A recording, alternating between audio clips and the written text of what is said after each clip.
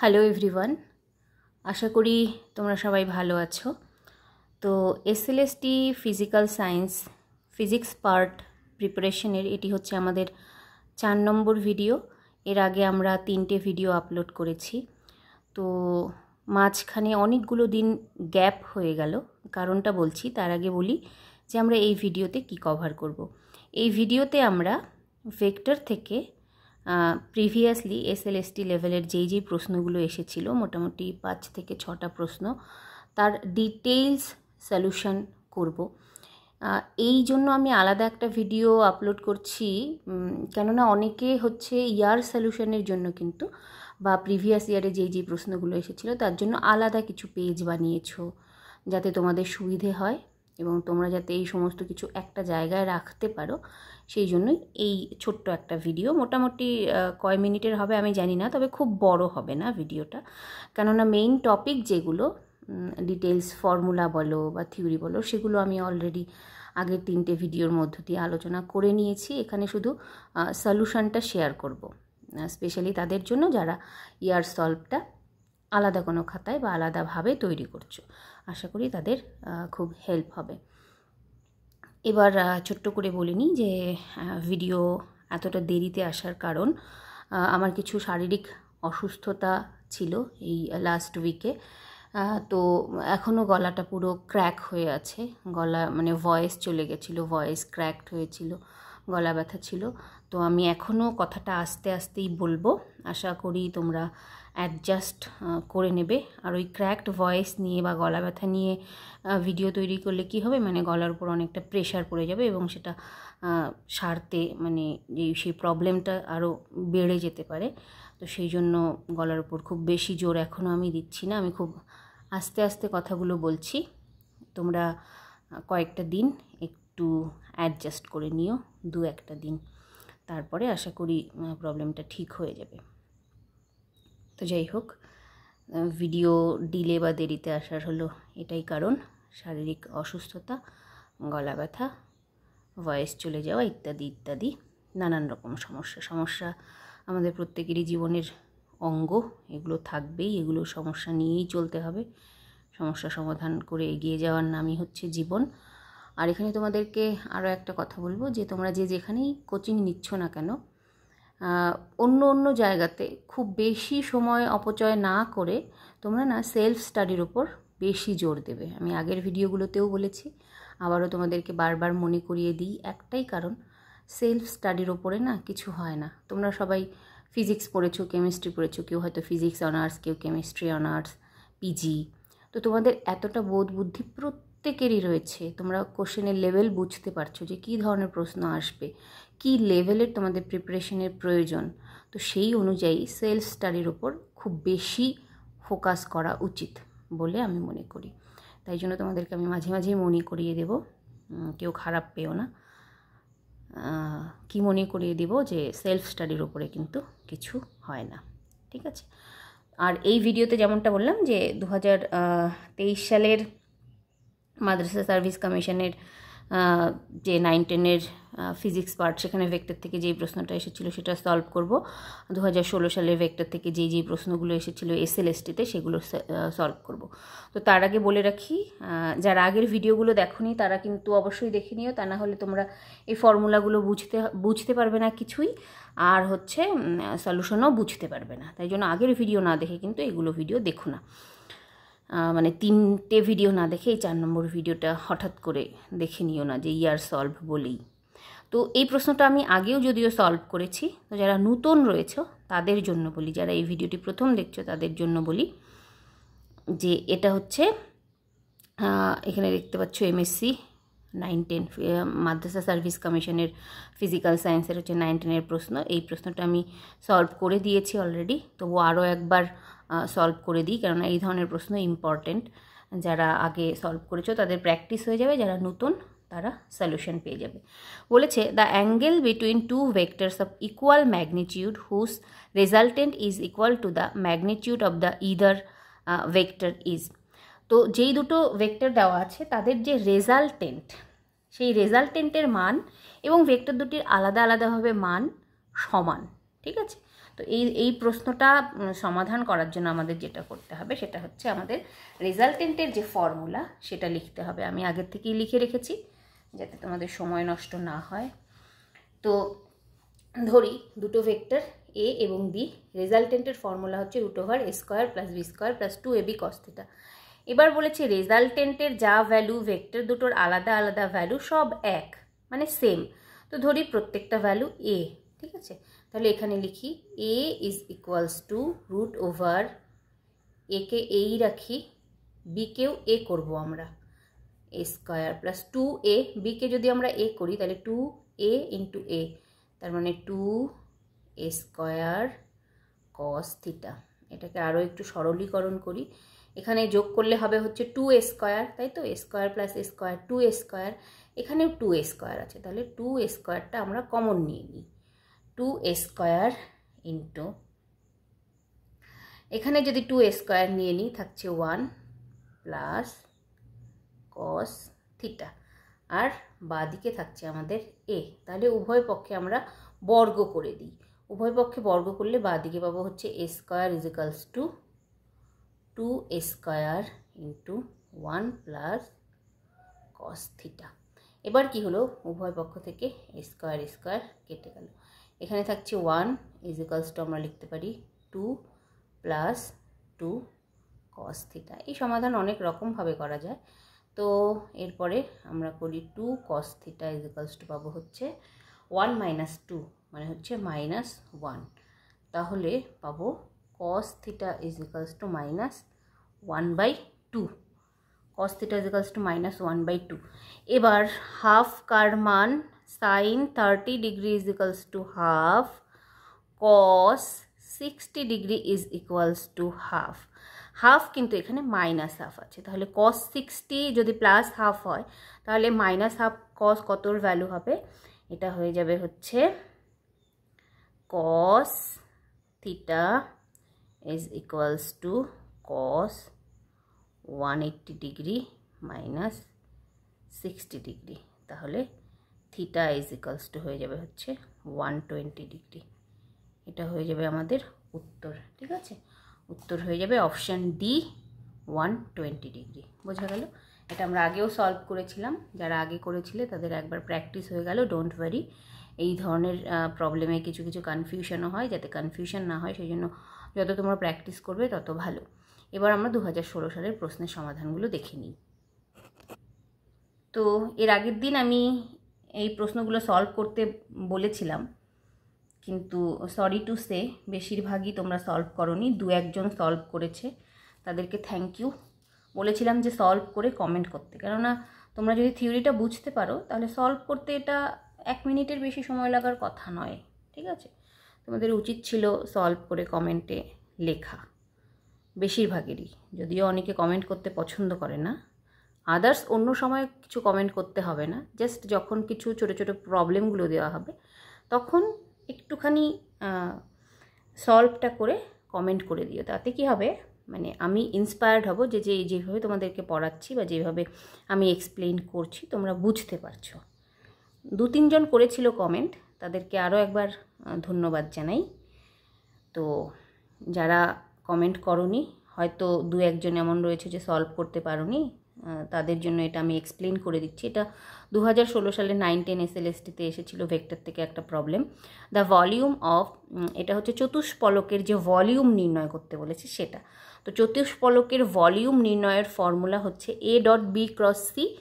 এটাকে না বলে হচ্ছে স্কেলার ট্রিপল প্রোডাক্ট। ওকে, আমি আরেকবার লিখে দিই, যদিও আমরা করেছি scalar triple product. Scalar triple প্রোডাক্টটা আমরা যদি বের করি, দেখো প্রোডাক্টের প্রথমেই বলা আছে স্কেলার ট্রিপল প্রোডাক্ট, অর্থাৎ যে আনসারটা পাবো সেটা হচ্ছে আমাদের একটা স্কেলার কোয়ান্টিটি।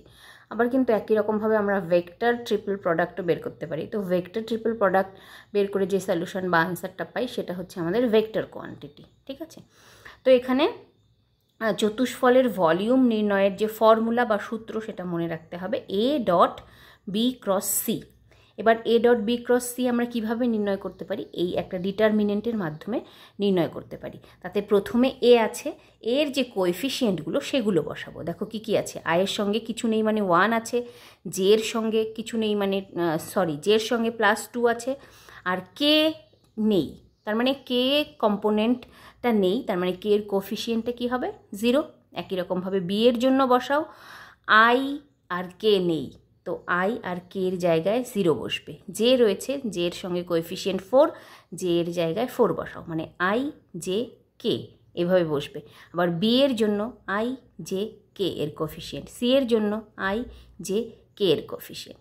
তো সি এর জন্য আই এর কোএফিসিয়েন্ট দেখো, আই এর সঙ্গে কিছু নেই, আই নেই তো 0, জে এর আগে কিছু নেই মানে 1, কে এর আগে আছে হচ্ছে +3। এবার এটাকে সলভ আমরা কিভাবে করি, এই প্রথমে 1টাকে নেব, এটা রো আর কলামটাকে ঢেকে দেব, তারপরে কোনাকুনি গুণ করব, 3 4 12, বিয়োগ মাঝখানে বিয়োগ চিহ্ন বসাবো, আবার কোনাকুনি গুণ করব, 0 × 1 0, তারপর মাঝখানে মাইনাস চিহ্ন বসাবো, এটা ফর্মুলার প্লাস মাইনাস প্লাস, তো মাইনাস চিহ্ন বসাবো। একই রকমভাবে এই 2টাকে নেব, 2টাকে নিয়ে ওর কলাম এবং রোটাকে ঢাকবো, ঢাকার পরে যেটা বাকি থাকবে তাদেরকে কোনাকুনি গুণ করব, তাহলে 0 × 3 0 × 0, তার মানে এখানে 0ই পাবো আমরা, প্লাস 0 0 × সামথিং মানে 0ই আসবে।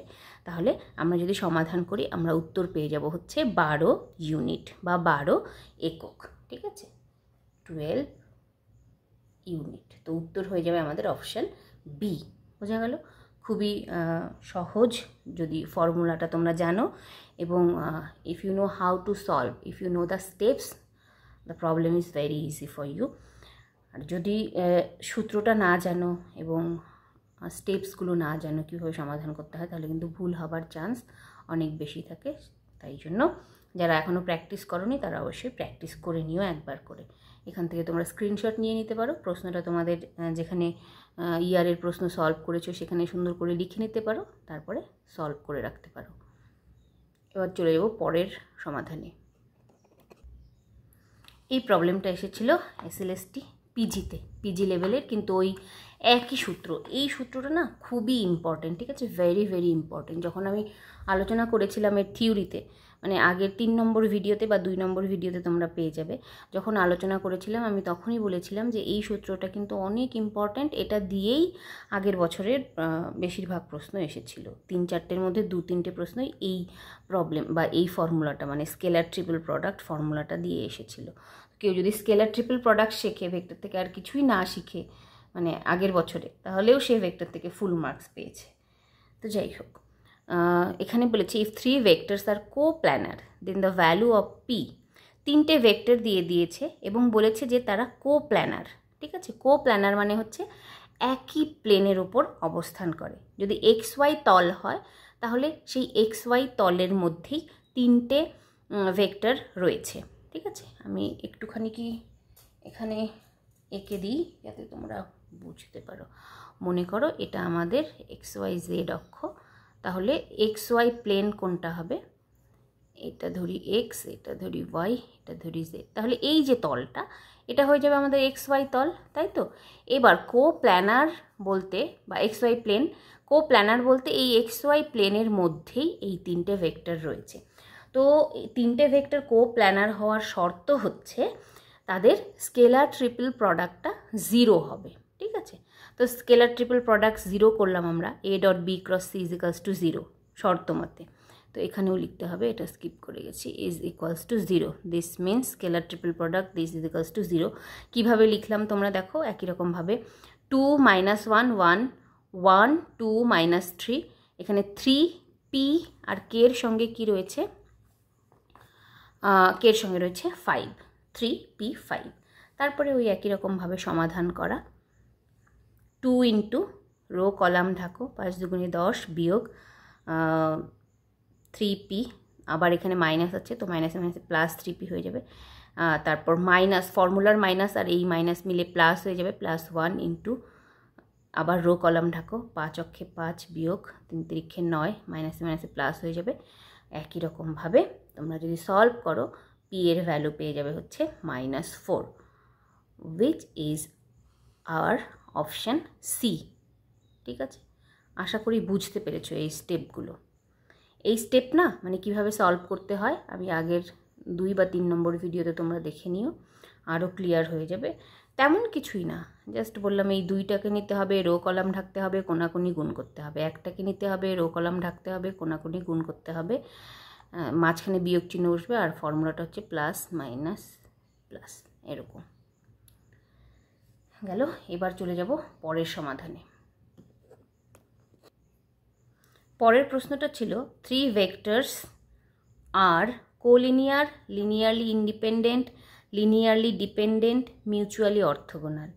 তো এই প্রশ্নটা সমাধান করার জন্য তোমাদেরকে কিন্তু জানতে হবে যে কোলিনিয়ার হওয়ার শর্ত কি, লিনিয়ারলি ডিপেন্ডেন্ট হওয়ার শর্ত কি, মিউচুয়ালি অর্থোগোনাল হয় কখন, লিনিয়ারলি ইন্ডিপেন্ডেন্ট হয় কখন। ঠিক আছে, দেখো কোলিনিয়ার আর লিনিয়ারলি ডিপেন্ডেন্ট মোটামুটি একই রকমের। তো যদি কোলিনিয়ার হয় তাহলে লিনিয়ারলি ডিপেন্ডেন্টও হবে, লিনিয়ারলি ডিপেন্ডেন্ট না হলে কোলিনিয়ারও হবে না। তাহলে দুটো অপশান আছে, এটা আমরা অটোমেটিক্যালি বাদ দিয়ে দিতে পারি যে একটা প্রশ্নে তো দুটো আনসার হবে না, যেহেতু দুটো আনসারের অপশান দেওয়া নেই। যদি এখানে বলা থাকতো A and C বোথ তাহলে হয়তো ভাবা যেত। এটা একটা ট্রিক্স আছে। আর আদার্স আমাদের যে ফর্মুলা স্কেলার ট্রিপল প্রোডাক্টের যে ফর্মুলা, সেটা যদি ইজ ইকুয়ালস টু 0 হয় তাহলে আমরা বলতে পারি তারা লিনিয়ারলি ডিপেন্ডেন্ট। ঠিক আছে, তাহলে ওই একই রকম আবার আমাদের A dot B cross C বের করতে হবে এখানেও। আবার মিউচুয়ালি অর্থোগোনাল, অর্থোগোনাল মানে পারপেন্ডিকুলার টু ইচ আদার। তাহলে A ডট বি, দুটো ভেক্টর A ডট বি, এবার A ডট বি এর মধ্যবর্তী কোণ যদি 90 ডিগ্রি হয়, A ডট বি এর সূত্র কি আমরা জানি, A dot B is equals to A B cos theta is equals to 0। ঠিক আছে, তাহলে cos theta is equals to 0, then theta is equals to cos কত ডিগ্রির মান হচ্ছে 0, cos 90 ডিগ্রি, তাই তো, cos 90 degree, theta is equals two 90 degree হলে তাহলে A ডট বিটা 0 হয়। তাহলে দুটো ভেক্টর যদি দেওয়া থাকে বা তিনটে ভেক্টর যদি এইভাবে আলাদা আলাদা দেওয়া থাকে, A ডট বি করবো, যদি দেখি যে 0 হচ্ছে তাহলে A বি পরস্পর পারপেন্ডিকুলার। বি ডট সি করবো, যদি 0 হচ্ছে তাহলে বি ডট সিও হচ্ছে পারপেন্ডিকুলার কুলার। তারপর সি ডট এ করবো, এভাবে আর কি ক্যালকুলেশন করে করে দেখতে হবে। অর্থাৎ এই প্রত্যেকটার যে ফর্মুলা সেগুলো তোমাদেরকে জানতে হবে। তাহলে আমরা আবারও ওই স্কেলার ট্রিপল প্রোডাক্টটাই নির্ণয় করি। দেখি যদি নট ইজ ইকালস টু 0 হয় তাহলে লিনিয়ারলি ইন্ডিপেন্ডেন্ট হবে, আর যদি ইজ ইকালস টু 0 হয় তাহলে লিনিয়ারলি ডিপেন্ডেন্ট হবে। তাহলে বের করো, ওই একই রকমভাবে সমাধান করো। সমাধান করে দেখা গেল যে বেরোচ্ছে, উত্তর বেরোচ্ছে হচ্ছে 9। 9 অর্থাৎ it's not is equals to 0, that's why the 3 vectors, the given 3 vectors are linearly independent। বোঝা গেল? আরও একবার বলছি, লিনিয়ারলি ডিপেন্ডেন্ট হওয়ার জন্য তাদের স্কেলার ট্রিপল প্রোডাক্টটা 0 হতে হবে, আর যদি নট ইজ ইকালস টু 0 হয় তাহলে দে আর লিনিয়ারলি ইন্ডিপেন্ডেন্ট। বোঝা গেল? তো এই ছিল বেশ সুন্দর সুন্দর কিছু প্রবলেম এবং তার সমাধান, যেগুলো 2016 সালে এবং 2023 সালে এসেছিলো। আশা করি তোমরা এই প্রবলেম এবং সলিউশনগুলো একসঙ্গে করে রাখবে এবং অবশ্যই প্র্যাকটিস করবে। খুব শীঘ্রই হাজির হব ভেক্টরের শেষ একটা ভিডিও নিয়ে, যেখানে তোমাদেরকে বলবো যে তোমরা ভেক্টর থেকে এর বাইরে কীভাবে প্র্যাকটিস করবে এবং কি করবে, অর্থাৎ ভেক্টর থেকে টিপস অ্যান্ড ট্রিক্স, সেই সঙ্গে সুন্দর সুন্দর আরও কয়েকটা প্রশ্ন এবং উত্তর আমি এরকমভাবেই খুব তাড়াতাড়ি করে শেয়ার করে দেব। কারণ আমার বিশ্বাস, আমি আবারও বলছি, তোমরা every one of you are very smart, intelligent, talented। ওভাবে গুলিয়ে খাওয়ানোর কিচ্ছু নেই তোমাদেরকে অল্প একটু জাস্ট বুঝিয়ে দিলেই তোমরা বুঝে যাবে। ওভাবে হাতে ধরে ধরে গুলিয়ে খাইয়ে দিতে হবে না। তোমাদের এতটা ট্যালেন্ট রয়েছে প্রত্যেকেরই। সুতরাং আমি খুব কম সময়ের মধ্যে, যাতে তোমাদেরও সময় নষ্ট না হয়, আমারও যেহেতু সময় কম, আমিও যাতে বেশি বেশি করে ভিডিও আপলোড করতে পারি, এভাবে সমাধান করে আমি জাস্ট এক্সপ্লেইন করব। আমি লিখে লিখে বলতে যাব না, যাতে খুব বেশি সময় লাগে, ভিডিও লেন্দি হয়, দুপক্ষেরই সময় নষ্ট হয়। Thank you so much for watching the video. Next video খুব তাড়াতাড়ি আসছে।